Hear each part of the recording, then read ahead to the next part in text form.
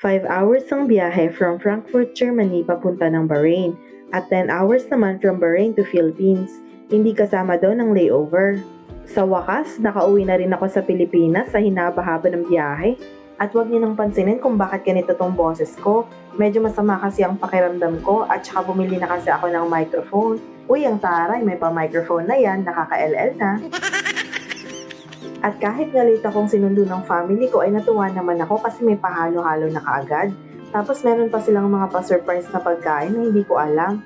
Merong welcome back na cake, meron pa nitong biko na sobrang sarap, tapos may mga lutong ulam pa na sobrang namiss ko talaga. Grabe, sobrang thankful ako lalo na sa ate kong nagluto. Nag-stop lang kami sandali sa bahay ng kuya ko para sunduin yung mga bata, yung mga gamit, at baunin na tong mga food na prepare niya. Kasi ang gusto ko talaga ay dumiretso na kami sa Zambales for our vacation.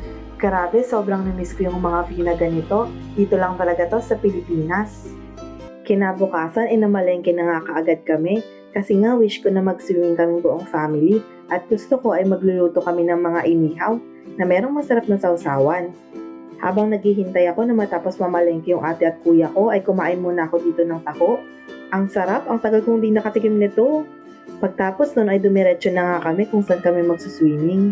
At hindi ko na nga patatagalin, talagang napatakbo na ako para tumalon. Ang init ba naman sa Pilipinas, grabe. Yung ate ko sobrang sipag mag-ihaw. Lahat kami nagugutom na, amoy pa lang Ang mga namin. food namin very simple lang, ganito lang. Ganyan. Meron kaming talong. Tapos ito.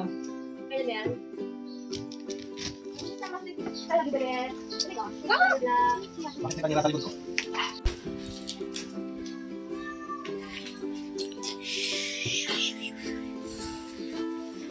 Budang Bear, say hi.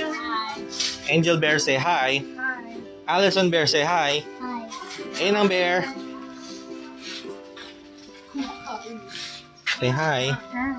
Say hi to your mom. Hi, it's my day. It's your day. It's your day. Sumakto din pala ng Mother's Day kinabukasan pagkatapos ko dumating. Akala tuloy ng mama ko iplinano ko ito para sa kanya. Sabi ko na isakto lang. Tuwang-tuwa pa naman siya, akala niya talaga mahal-mahal ko siya. At pagkatapos niya ng maraming pag-iihaw at paghihiwa ay natapos na din. Ito na nga pala yung food namin. Hindi marami at hindi bongga, pero masarap naman. Isama mo pa tong sinukaang arosep, ay ang sarap. Yun lang at nag-enjoy na nga kami for the rest of the day.